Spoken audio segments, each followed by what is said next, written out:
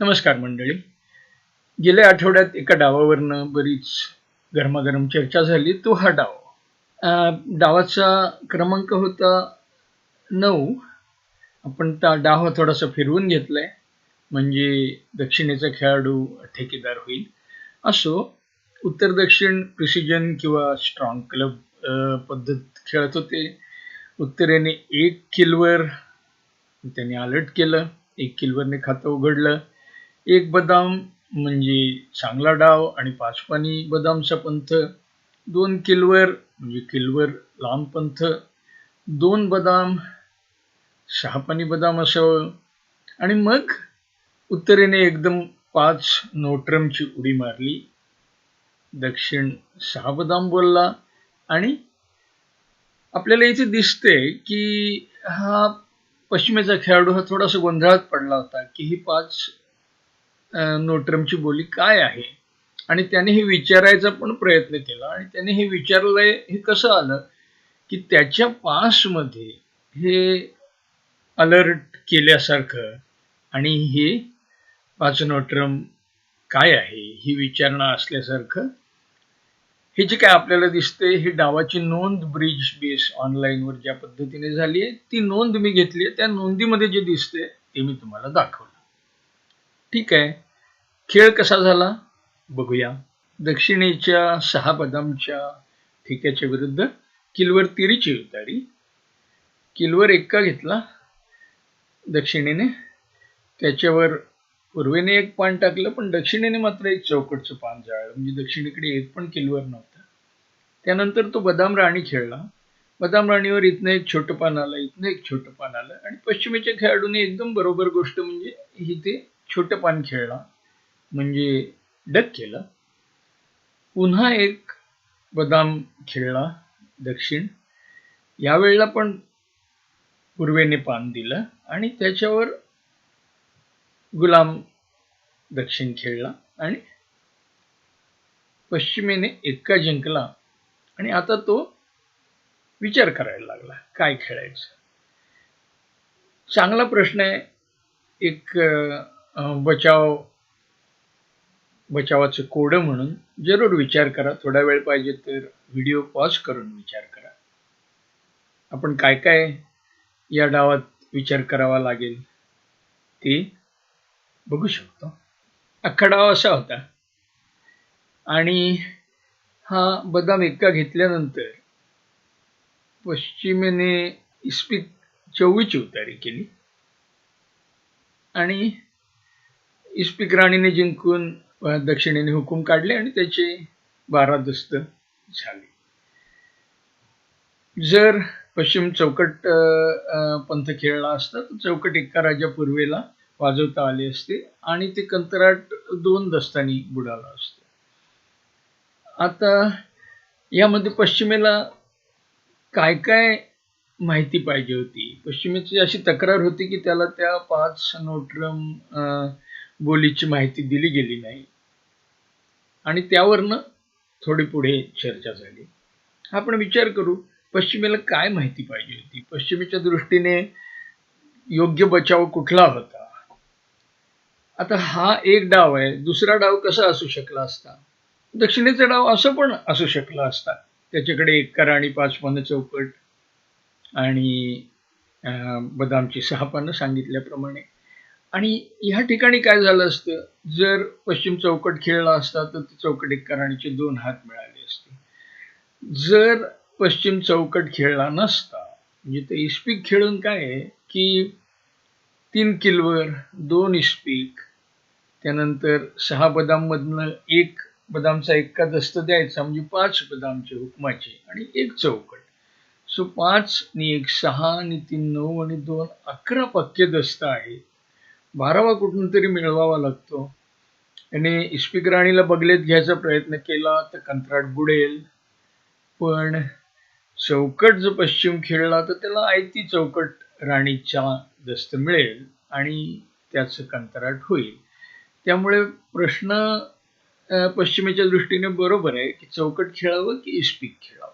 आणि कदाचित ह्या प्रश्नामुळे त्यांनी असं म्हटलं असेल की 5 नोट्रमचा अर्थ काय आहे हे मला सांगितलं असतं तर बरं झालं असतं.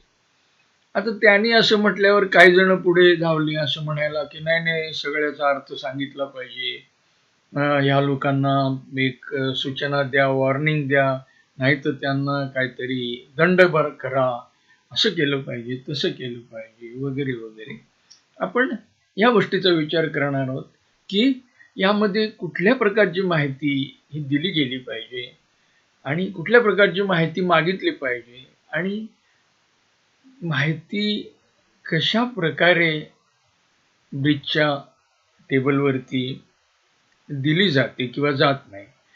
त्यामुळे तुम्हाला मी आता एक उदाहरण दाखवणार आहे की चांगल्या प्रकारे स्वतःहून माहिती देणं म्हणजे काय असतं. जरूर बघा. हा एक मी आणि विवेक भांडणी खेळलेला डाव आहे आणि तुमच्या लक्षात आलं असेल की तुम्ही हा जो बोलीच्या तक्त्याकडे बघितलं तर इथे सगळं पिवळं आहे, म्हणजे प्रत्येक बोलीची जवळपास माहिती दिली गेली आहे आणि आपण ह्याच्यावर कळ दाबून बघूया काय काय माहिती दिली गेली. 1 किलोवर 16 अधिक, 2 इस्पिक किलोवर पंथ आणि 8 अधिक गुण, चित्रगुण, 2 नोट्रम, 4 किलोवर इक्क्याची विचारणा, 4 चौकट, 3 की कार्ड्स म्हणजे एका एका राजा अशी किंवा एका एका एका अशी, 4 इस्पिक राजाची विचारणा, 4 नोट्रम एक पण राजा नाही किंवा हुकमाची राणी पण नाही, 5 बदाम राणीची विचारणा, 5 इस्पिक राणी नाही किंवा कुठला बाहेरचा 2 पाणी कटाप रंग पण नाही, कटाप पंथ पण नाही, 5 नोट्रम बाबा आणखीन काही आहे का याच्यावरती मला पानं टाकता येतील, आणि हे विचारल्यावर दक्षिणेचा खेळाडू 7 किलोवर बोलतो. म्हणजे ह्यामध्ये किती बघा, 1 2 3 4 5 6 7 8 9 बोलींची माहिती अत्यंत समर्पकपणे थोडक्यात आम्ही खेळता खेळता विरोधकांना दिलेली आहे आणि स्वतःहून दिलेली आहे, कोणी विचारायचा प्रश्न नाही. आता तुम्ही बरीच मंडळी बघितली असतील की यांनी ही माहिती दिली पाहिजे, त्यांनी ते केलं पाहिजे, त्यांनी ते केलं पाहिजे, त्याला सूचना दिली पाहिजे, त्याला पेनल्टी लावली पाहिजे, याला बाहेर काढला पाहिजे, असं म्हणणारी बरीच मंडळी आहे. तुम्ही एक गंमत म्हणून हा एक उपद्व्याप करून बघा की या मंडळींपैकी कोणी खेळलेले डाव, आजकाल या ब्रिज ऑनलाईनवर या डावांची नोंद असते, कोणी खेळलेले डाव बघा आणि बघा की ती मंडळी किती माहिती देतात स्वतःहून. त्यामुळे बरेचसे लोक जे ही माहिती दिली पाहिजे, याला सूचना दिली पाहिजे, त्याला पेनल्टी लावली पाहिजे म्हणणारे लोक असतात, हे बरेचसे लोकसांगे ब्रह्मज्ञान या प्रकारचं म्हणणं असतं. तावातावाने बोलतात, त्यांच्या हातात जर छडी असली तर ती लोकांवर उगारतात, शिक्षा करतात, तक्रारी करतात. पण स्वतः जेव्हा करायची गोष्ट येते, आपण मात्र कोरडा पाषाण असं तुमच्या लक्षात येईल. तुम्ही स्वतः करून बघा. मी कोणाचं म्हणजे उणं दाखवत नाहीये. मी फक्त माहिती कशी देता येते आणि चांगल्या प्रकारे माहिती दिली तर किती माहिती होते, आणि हे सगळं टाईप करणं, हे सगळं खेळता खेळता माहिती देणं प्रत्येकाला जमेल असं नाही, करायला पाहिजेच असं नाही. बरेच वेळा लोक गंमत म्हणून खेळत असतात. त्यामुळे हाही भाग लक्षात घेणं महत्वाचं आहे. मात्र जे लोक या गोष्टींबद्दलचा अट्टहास धरतात की असं केलं पाहिजे, तसं केलं पाहिजे, नाही तर शिक्षा केली पाहिजे, ते स्वतः काय करतात याची जरूर तुम्ही एक नोंद ठेवा. म्हणजे तुमच्या लक्षात येईल की याबद्दलचं बोलणं हे किती राजकीय स्वरूपाचं किंवा लोकसांगे ब्रह्मज्ञान या न्यायाचं असतं. असं आता आपण पुन्हा आपल्या डावाकडे वळूया आणि बघूया की काय माहिती कदाचित उपयोगी पडली असती, दिली पाहिजे. हा जो डाव आपण बघतोय तो मूळ डाव नाहीये, त्याच्यात थोडा फरक केलेला डाव आहे. पण जर प्रश्नच विचारायचे झाले, जर माहितीच विचारायची झाली तर प्रश्न असा असेल की हा 2 बदाम म्हणजे ह्याच्यामध्ये जर 5 पानी चौकट आणि 6 पानी बदाम असेल तर आधी चौकट बोलणार की बदाम बोलणार? चौकटची किती पानं असल्यावर बोलणार? 4 असताना बोलणार की 5 असताना बोलणार? जर पक्की माहिती असेल की 2 बदाम म्हणजे चौकटमध्ये 5 पानं नाहीत, तर डोळे मिटून बदाम एक्का घेतल्यानंतर चौकट खेळायला हरकत नाही. कारण जर इस्पिकची 3 पानं दक्षिणेकडे असतील, म्हणजे आपण बघूया, हा मूळ डाव आहे, याच्यामध्ये 3 पानं इस्पिकची आहेत दक्षिणेकडे, आणि जर त्याच्याकडे 3 पानं असेल तर त्याच्यामध्ये राणी तरी असणार, नाही तर दशी तरी असणार. त्यामुळे इस्पिकचे 4 दस्त, किलवरचे 3 7 आणि हुकमामध्ये 5 असे 12 दस्त त्याचे ठेवलेले आहेत. त्यामुळे चौकट खेळायला काहीच हरकत नाही. चौकट खेळून काहीही वाकडं होणार नाहीये पूर्व पश्चिम पक्षाचं. त्यामुळे तुम्हाला जर पक्क माहिती असेल की दक्षिणेकडे 5 पानी चौकट नसणार, तर चौकट खेळायला हरकत नाही डोळे मिटून. जर 5 पानी चौकट असेल तर मग कदाचित तुम्हाला विचार केला पाहिजे. बरं, आता ह्या डावामध्ये अत्यंत योग्य असा बचाव कुठला? तर तेही मी सांगेन की जो दुसऱ्या हुकमाच्या दस्ताला पश्चिमेने बदाम एक्का घेतला, त्याऐवजी दुसरा दस्त पण सोडून दिला असता आणि बदाम एक्का ठेवला असता, तर पश्चिमेला प्रश्नच आला नसता. कारण तिसरा बदाम खेळला तर मग पूर्वेचा खेळाडू त्यावर एखादं मोठं चौकटचं पान गुलाम बिलाम टाकेल आणि आपल्याकडे चौकट एक्का आहे दाखवेल, किंवा नसला तर छोटं चौकट टाकेल. आणि अर्थातच सगळे चौकटची पानं काही हा उत्तर दक्षिण खेळाडू जाळू शकत नाहीत, कारण दुसरं किलवरच आपण मारणार आहोत. त्यामुळे तो प्रयत्न काही दक्षिण करू शकत नाही. त्यामुळे बचावाच्या दृष्टीने जर अत्यंत उत्तम बचाव कुठला असं जर विचारलं तर कदाचित दुसरा हुकमाचा हाती सोडून देणं हे चांगलं झालं असतं. ठीक आहे. असं आता पुढचा प्रश्न. आता या डावात खरंच उत्तर दक्षिणेने काय माहिती दिलेली नाहीये असं आहे का? मी म्हणेन नाही. कारण एक लक्षात घ्या की बराच ब्रिज पुण्याच्या ज्या स्पर्धा खेळल्या जातात त्या एका सत्राच्या स्पर्धा असतात. या काही राष्ट्रीय विजेतेपदाची स्पर्धा नाही आहे, अंतिम फेरी नाही आहे. याच्यामध्ये सगळेजण काही तज्ज्ञ खेळाडू नाही आहेत. आणि सगळ्यात महत्वाची म्हणजे सगळ्या जणांना बरोबर टाईप करता येत नाही. काही जण फोनवर खेळतात, काही जण जरी संगणकावर खेळत असले तरी बरोबर त्यांना ते टंकलिखित करता येणार नाही, आपले विचार व्यक्त करणार नाही, करता येणार नाही, सगळी माहिती सांगता येणार नाही. त्यामुळे गोष्ट अशी आहे की डावामधली काही माहिती ही अध्यारूप धरली जाते. म्हणजे उदाहरणार्थ, हा एक बदामची बोली आहे, ह्याला 8च्या वरती चित्रगुण आणि 5 पानी बदाम आहे. हे काही कोणी या दक्षिणेच्या खेळाडूंनी हा खुलासा केलेला नाहीये. पण पुण्यामध्ये जवळपास सगळेच जण हे स्ट्रॉंग क्लब पद्धतीने खेळणारे असल्यामुळे त्यांना माहिती आहे की साधारण ही सकारात्मक बोली आहे, 5 पानं दाखवतात. त्यामुळे हा खुलासा करायची गरज भासत नाही. आणि इतरही खुलासे साधारणपणे आपण असं समजतो की काही खुलासे करायची गोष्ट आहे, काही खुलासे करायची नाहीये.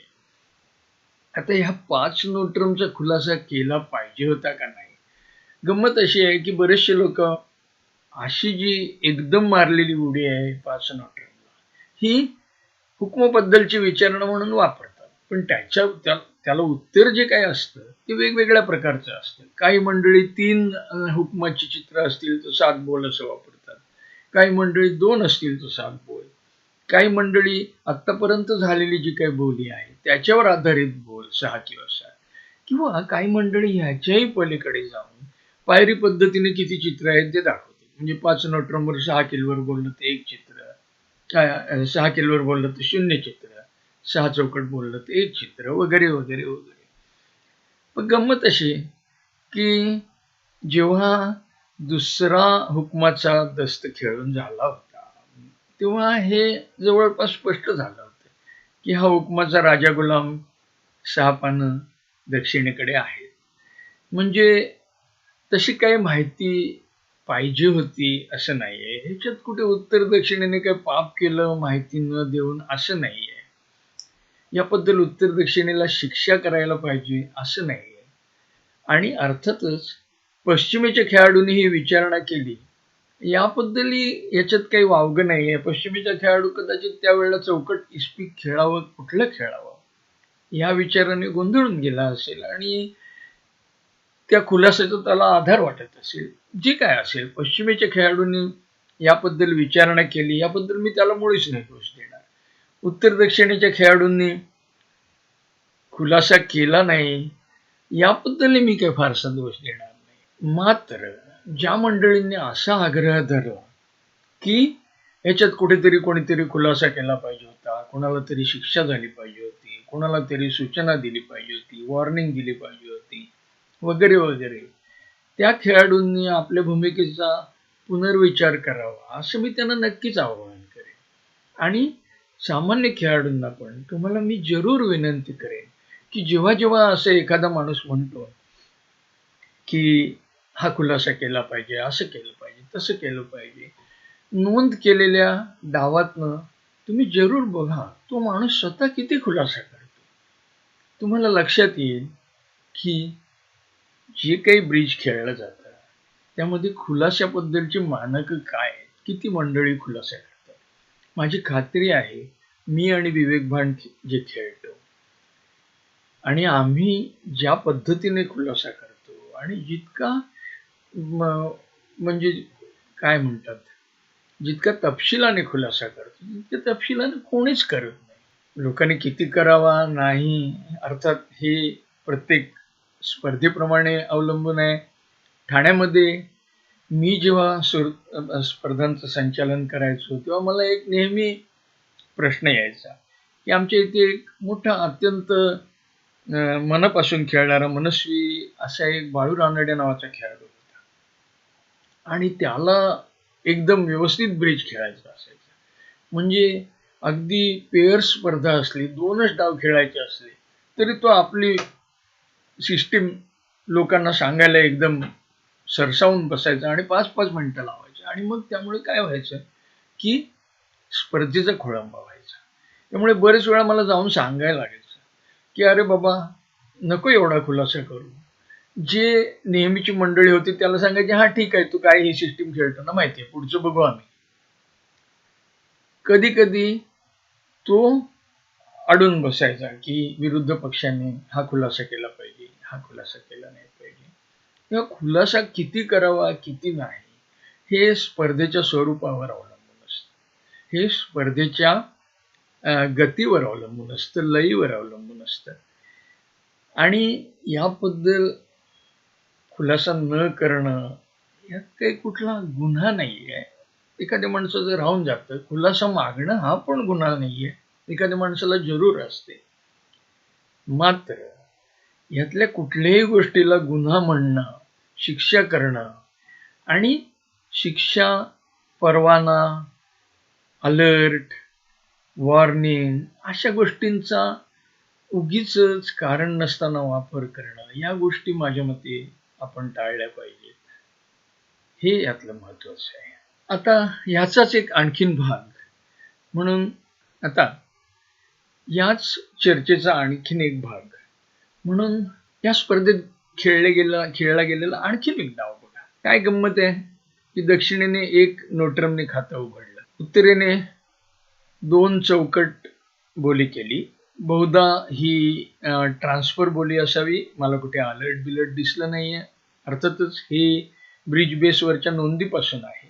दक्षिणेने 2 बदामची बोली केली, उत्तरेने 4 नोटरमची बोली केली आणि इतके विचारले बहुधा. 5 चौकटच्या बोलीने दक्षिणेने 1 एक्का दाखवला आणि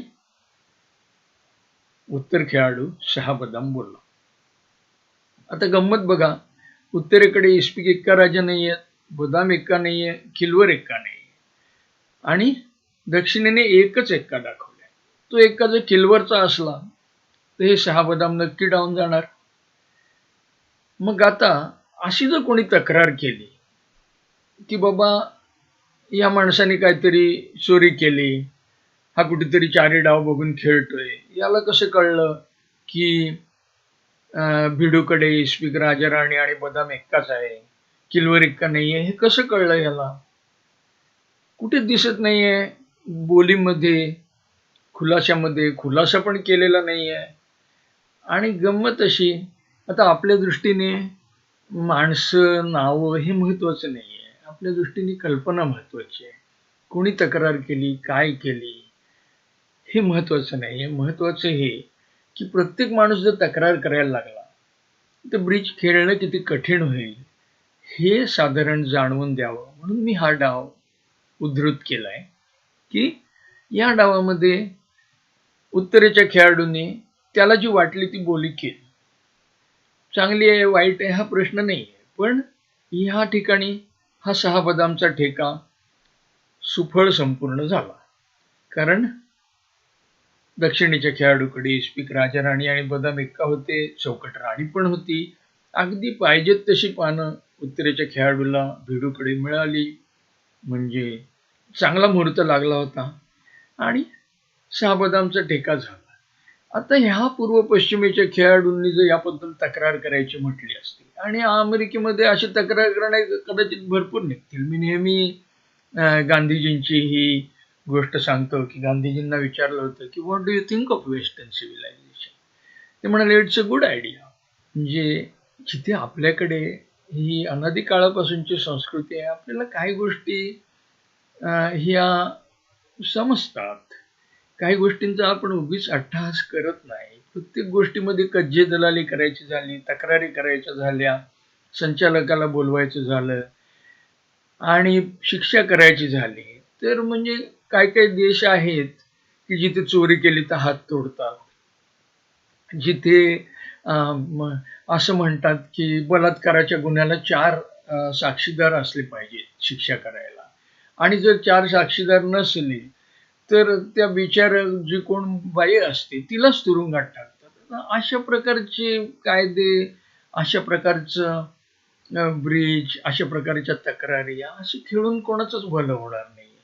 त्यामुळे तक्रार करावी जिथे खरोखरच काही एखादा प्रश्न असेल तेव्हा, पण शक्यतोवर जो व्यवस्थित चाललेला खेळ असतो, आपल्याला एखादी गोष्ट कळली नाही, माहिती असलेल्या माणसाला माहीत करायला विचारावी. आता इथे काय होतं की जर संचालकाला या प्रत्येक गोष्टीबाबत पाचारण केलं, एक तर त्याचा वेळ जातो, पण आजकाल पूर्वीच्या संचालकांसारखं कामं नसतं. पूर्वी म्हणजे या सगळ्या टुर्नामेंटचा स्कोअर करायचा असायचा. कधी कधी डाव वाटलेली पानं 12-14 व्हायची, त्याचं समाधान करायचं असायचं. त्यामुळे संचालकाचं काम अक्षरशः अव्याहत, स्पर्धा चालू असताना आणि त्यानंतर 2-3 तास असायचं. आजकालच्या संचालकांना फारसं काही काम नसतं, त्यामुळे ते या गोष्टीत पडतात. पण मी जे म्हटलंय की म्हातारे मेल्याचं दुःख नाही काळ शोकावतं, ज्या मंडळींना ह्या गोष्टीची जाण आहे, कायदे कसे असावेत, कसे करावेत, खरं म्हणजे त्या मंडळींनी याबद्दल थोडा विचार करून कायदे केले पाहिजेत. पण त्या मंडळींना कायदा करणाऱ्या समितीमध्ये आणलं पाहिजे. ती जबाबदारी सामान्य मंडळींची आहे. नाहीतर काय होतं की तक्रार करणाऱ्या माणसाने जरूर करावी. एखादा माणूस काहीतरी कारणाने गोंधळलेला असतो, कातावलेला असतो, तक्रार करतो, पण त्याला योग्य ते सांगून गप्प बसवणं हे थोड्या वेळाने त्याचं पण समाधान होतं. पण ही प्रत्येक गोष्ट कोर्टात न्यायची झाली, प्रत्येक गोष्टीबद्दल तक्रार करायची झाली, प्रत्येक गोष्टीबद्दल शिक्षा करायची झाली, तर खेळ हा खेळ राहणार नाही आणि मग त्यातली गंमत निघून जाईल. आणि पश्चिमेमध्ये, म्हणजे पश्चिमेच्या देशांमध्ये जे आपण प्रगत देश म्हणतो, तिथे पोलीस किती बाबतीत ढवळाढवळ करतात आणि काय करतात ह्याबद्दलचा अभ्यास करण्यासारखा आहे, पण मी या गोष्टीच्या खोलात फारसं जात नाही. मी फक्त तुम्हाला एवढंच एक विनंती करेन की या सगळ्या गोष्टींचा विचार करा आणि नक्की आग्रह करा की कायदे हे लवचिक पाहिजेत आणि कायदे हे शिक्षा देण्याकरता नाही पाहिजेत. एखादी गोष्ट खेळताना जर उलटी-सुलटी झाली असेल, काहीतरी गडबड झाली असेल, तर ती गोष्ट सुधारून देणं ह्याकरता कायदे आहेत. कायदे हे न्याय व्हावा याकरता आहेत, शिक्षा व्हावी याकरता नाही आहेत.